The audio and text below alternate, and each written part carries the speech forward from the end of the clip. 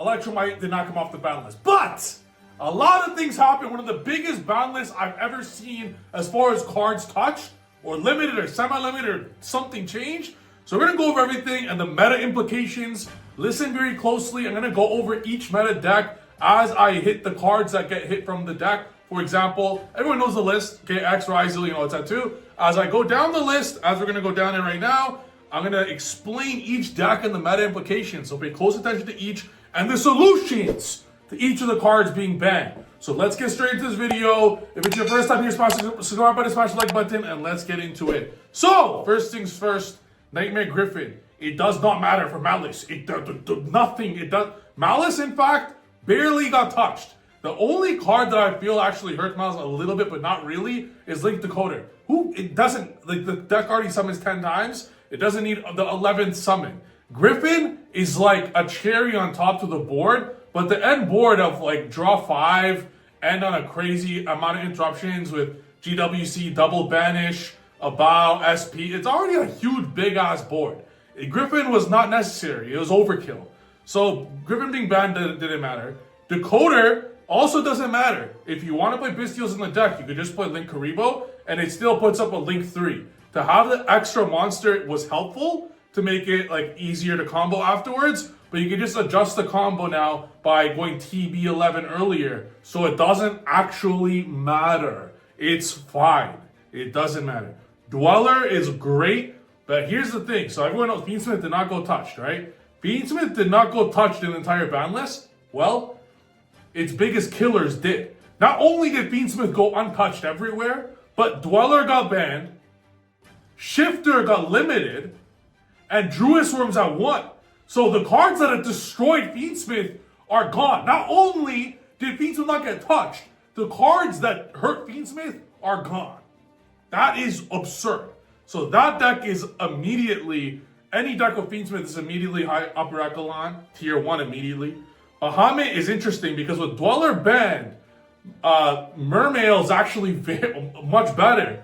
But Bahamut is a huge hit to the deck because with both Bahamut and Dweller gone, Dragoon will not be able to get its search off very easily off the rank 4, and there's no double toad at the end board. So they could still put up something, like they could still discard 2 with Woolen Glacia, and assuming that you're going to loop yourself with a hand trap or 2 yourself, you're going to be still at about 2-3 cards against a few interruptions that they're going to put up anyways. And the deck does not need to deal with Dweller. That was humongous. For Mermail, so going first, Mermail got a bit weaker, but going second, it became a lot stronger because no Dweller. So I actually think this ban list was very good for Mermail. Next on Limited, we have Druisworm at 1. It doesn't actually matter for Druis, or it doesn't matter for Malice. It's not a hit to Malice at all. Shifter to 1. I'm very glad this happened. This is such a stupid card. We're going to get sacked a lot with this new list, by the way. Your opponent will open a Shifter or a Crosso or a Talent or a Callby, like all these 1-ofs in Yu-Gi-Oh! Now. It's fine, because you're not really going to prepare for 1-ofs, right? But that's a way you could actually play around your opponent. I think you should play as many 1-off cards that are limited as humanly possible, because no one will be playing around a Callby or something like that, or Crossout now they're both at 1, or Talents especially. So they actually became much more stronger when you actually draw them. So when these cards are out 3, you're playing around it. But now no one's going to play around Crossout. So actually these all these cards being 1-of all got absurdly stronger. And if you are scared, if you're upset that you can't play Talents, this is just for going first, which is very good. Going second, you still have access to 4 Talents. You just play 3 Thrust and Talent. It's the exact same thing as playing 3 Talent, but you can play 4. So Thrust going second might be a big change that people are going to be doing now. Instead of playing 3 Talent, play 4 Thrusts and 3 Thrusts and 1 Talent, and then going first, you put in cards like Sanctum and Barrier or whatever. Masterpiece to 1 does literally nothing. Okay, it's 3,500. Chaos Angel's 3,500 attack, and you can make it with a singular engraver. To make Masterpiece, you gotta play the most nerd, ugly decks in the universe, and even then, it could just be destroyed by a battle. It doesn't matter if it's unaffected. It's 2,950 attack. A fucking Ryza detonator could clear it. Masterpiece changes nothing. It could be a 3, it could be a 1, it could be a 10. It sucks. Circular, that was crazy. So Circular at 1 is actually very interesting. The second I saw Circular to 1, I started cooking the list. My video is actually 1 hour late because I spent 1 hour creating Ryzio Mathmech. And no one is going to get the deck list of that. Just kidding. You're all gonna get it maybe in a week if this video gets 1,000 likes. Okay, I'm posting it anyways. Whether it gets 1 like or 1,000, it's getting posted. Anywho, that circular, it's pretty good now. The reason why they didn't put Math on circular to 1 is not for this immediate stuff, but in Allen format, in about 3 to 4 weeks from now, all Cybers cards get a massive bump. So circular was a means to push that, because that's going to be absurd now. Circular with all those new Cyber support is crazy. So circular is a card for 1 month from now. I will create a video on how to abuse circular and all these decks afterwards. You search it and then do all the stuff, and then a free Math combo at the end. Rise of Detonator to 1 will hurt the grind game of Rise Heal, but the solution, like if you think about it, you're going turn 1, where you're going 1 detonator anyways, and then your follow-up, remember, this is very important if you guys take this in. Detonator to 1 almost does nothing. I'll explain why. You're going detonator turn 1, right? Okay, so your detonator is on the field. Okay. You have something, you have a dual drive in the grave, you have whatever you want.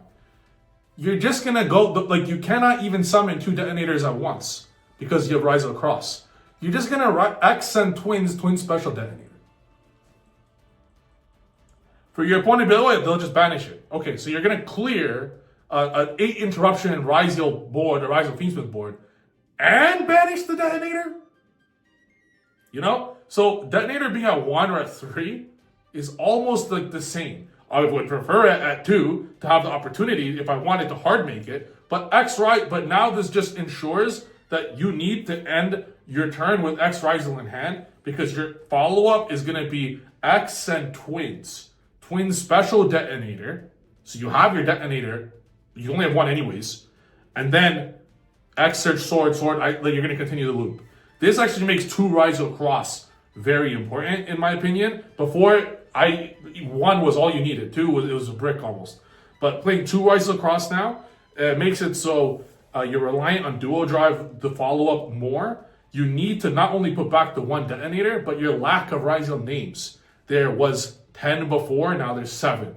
And there's only 6 plus 1s Rizals. Those 6 you care about. Node's cool and all, but that shit's a neg 1, my friend. Well, I guess it's an equal because you summon a card on the field. I'm not trying to discard a hand trap or a Book of Moon or something like that, which a lot of the times you're forced to do that. There's no dead cards most of the time, unless it's a Fua going first, right? So the 6, like that actually was a huge semi-limit, which we'll get to soon. The 2 Ice 2x2 sword, you might even need to play 3 cross. Like you need cross. Or instead of 3 cross, play 1 or 2 cross, but then put like 6 books. Your dual drive, especially with cross and talents at 1, your dual drive needs to fucking resolve. That cross has to resolve on your first turn, because you are gonna go through Ice X sword, like X. Let's say you start with X, or let's say you start attack on to get X. That's the example. X sword, get Ice, duo, whatever. Ice special a sword. If duo gets stopped, let's say the duo gets stopped. Duo got hand trapped, okay? Ice, special, a sword from your deck. Okay, make detonator, pass. The only Rizal names left in your deck after that would be 1 Ice, 1 X, 1 Node. And you have no cross. Like, you can't get them back. You have no follow-up. So that cross needs to fucking resolve. You need, no matter what, to put those in the grave and put them back in your deck. This is why you're actually going to need 3 rank 4s to play. Like, even if your duo gets stopped, I might even advise not going duo first. Like, you might need to play Banshee or something to stop a hand trap, and then go duo and just hope they don't have nib. It might be, because your grind game is that shit if duo gets stopped. Like, if you have no answer to your duo getting stopped, I'm not fucking summoning duo first.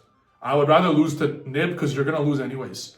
It makes your follow-up that shit. The end board of Rizal is not crazy. It's the fact that it can do the same thing every time.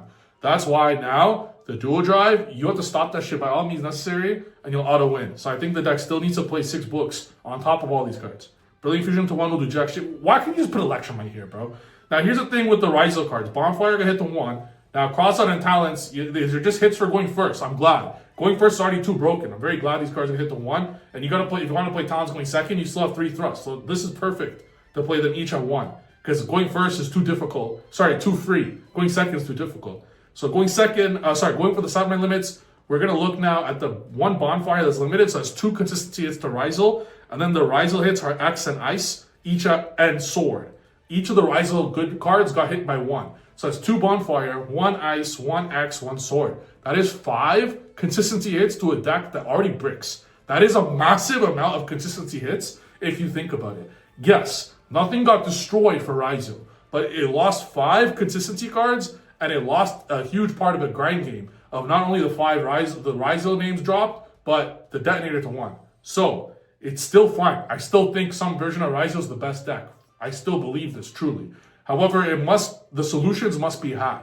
The solutions, in my opinion, will be by playing 2 cross. It's better than Augusto Emerald because if you have the 1 cross, and let's say your cross does resolve, you have duo, you have cross, it all goes according to plan. Okay, your cross resolves. All right, your opponent will break the board still. People have been breaking Rizal boards forever. Okay, like they could break it, but they'll end on some garbage. Like they'll break your board and just have 1 detonator and like 1 card in hand that could be a hand trap or a Rizal, and they'll pass. That's very typical, by the way. They'll break your Rizal board, but your follow-up will obliterate them because they're going to have 1 detonator, 1 random card in hand. They have nothing else. No follow-up, no nothing. It could be a fucking Ash, a Valor. It could be a Rizal, who knows? But that's not enough because your follow, you have like 4 cards. Okay, X Rizal, get rid of it. So at that scenario, when they hit your kickback, the second duo drive makes it, remember, 1 Rizal equals 4 monsters. So you could go to Augusto Emerald if you want, or you could just go duo drive. Search cross and something else, even better than Emerald. Cross, put detonator back, make detonator. So, in my opinion, it might need to be 2 cross or 1 cross, 1 plugin. Because the plugin will bring back the detonator as well from the grave. So it might want to be 1 cross, 1 plugin, maybe 2 cross, 1 plugin, something along those lines, depending on the style of deck you play. And even if you don't have access, let's say you cannot go duo, your X Rizal can always just send the second twins to special the detonator. So that solves the grind game. The grind game was already crazy with this deck. And also, the Rizal can no longer play Desires. We're going deep now. We're talking about every single possible stuff with the deck and every info that you guys would have. I actually wrote a whole an info sheet on everything about the cards. I went over a majority of them. If I'm not lazy later, I'll copy paste this on a Google sheet and just send it to you guys. I wrote like a whole page of everything I think about the Banlist. 5 consistent hits on Rizal is huge. Yeah, right here. I mean, you guys could just fucking see it. Anywho, what's next? Yeah, Collapse Serpent, who gives a shit? Wyver Burster also doesn't matter. Dormouse, Rabbit, Underground. Let's talk about that. It's essentially the same thing they did to Rizal. They took 3 cards that affect the consistency greatly, but they also hit 2 Bonfire, so even more for Rizal. And they just hit it on Malice. Malice already breaks, okay? But now if you look at 2 Underground, so you got 2 Mouse, 2 Rabbit, 2 Underground, that's 6. You got 1 Terraforming, that's 7. You got 1 Gold Sark, that's 8. That's... You have 8 starters. That is shit. Am I dumb? Yeah, wait, no, I'm a genius. Yeah, that's it. There's only 8 starters. So there's solutions to this. There's many solutions to this, actually. One of which is you just play those 8, and you play Fiendsmith. How the deck should have been played from the beginning. I think Pure Malice is almost dead. You should not be playing. You should never have been playing Pure Malice to begin with. I hope you guys don't play Malice Fiendsmith.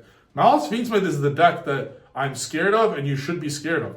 Nothing got touched on that deck. Malice, I was thinking about playing 2 Underground anyways in Malice Fiendsmith, and I was thinking about playing 1 Dormouse in Malice Fiendsmith. This the 2 Mouse and 2 Underground doesn't do jack shit to the consistency of Malice Fiendsmith. Whether you get to play with Malice or not, you don't give a fuck, bro. You just play Fiendsmith with 20 hand traps, you still win the game. But if you draw a Malice card, you extra win the game. So if you're ever going to play Malice, just play Malice Fiend. You do not need to play TB11, even with Decoder. Even with Decoder at 1, you still don't need to play TB11. I have lines. You don't need to do it. I have a lot of lines you can still do it. And Cat still always resolves. Like you go MTP search, even if you're out of Malice cards or names, or if Blink 3 gets stopped. MTP resolves your card to special summon itself to banish another card. You get a Malice name. You bring back the Cat. Cat banishes another name that you just search from your hand. Draw 2. Like you could play no matter what. You do not need TB11 as a brick. You do not need, like, yes, I would prefer Mouse and Underground 3, but not really. you're fine. The solution to Malice is you could play pure Malice, but prepare to brick for sure, or play Malice Fiendsmith. You might not have Malice, but you don't give a shit, because then you just have 2 Fiendsmith cards and 4 hand traps, or 3 hand traps. You still auto win. Not Morphing Draw obviously means nothing. Ash and Poplar to 2 is actually very interesting. I actually thought that these cards were pretty good before, even despite the ban. I was even thinking about testing out with 1 of each. It's actually not the worst. I'm actually very glad they put each of these to 2. Now, sadly, Bonfire is at 1, so it becomes just as good as it was before. That's the problem. Like, Bonfire was at 3, each of these cards were at 1. Well, now Bonfire is at 1, each of these cards are at 2. It's the same amount. You have 5 starters in that deck.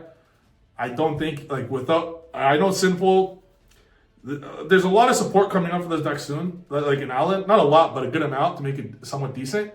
But Bonfire being hit was probably too much for it. Unless there's a better way to bridge into these, which I don't know at the moment. Yeah, Shavarda 2 also means nothing. Cyberjar means nothing. Jack and Sukanoko are interesting at 3 because now there's 9 dangers and they're actually not the worst. In a deck that has a lot of grave effects, it might not be the worst, but I don't think it's crazy either. But it's not the worst. Ava, cool, it doesn't matter. My boy! That matters a lot. Monkey board at 3, baby. That makes it so you actually have 7 ways to Joker monkey board, which, keep in mind right now, is a 1 card full scale plus a level 4. I guarantee there's some version of Performapal Ryziel that's very good. Ryziel got a massive consistency hit, right? Well, by playing 3 monkey board and 3 Joker, and any, like a lizard draw or something, you're able to just normal Joker, get monkey board, scale, lizard. You could pen summon anything you want, and you can do all the 4s you want. You're not even rank 4 locked. And then lizard, draw 1 at the end. Pretty damn good, if you ask me.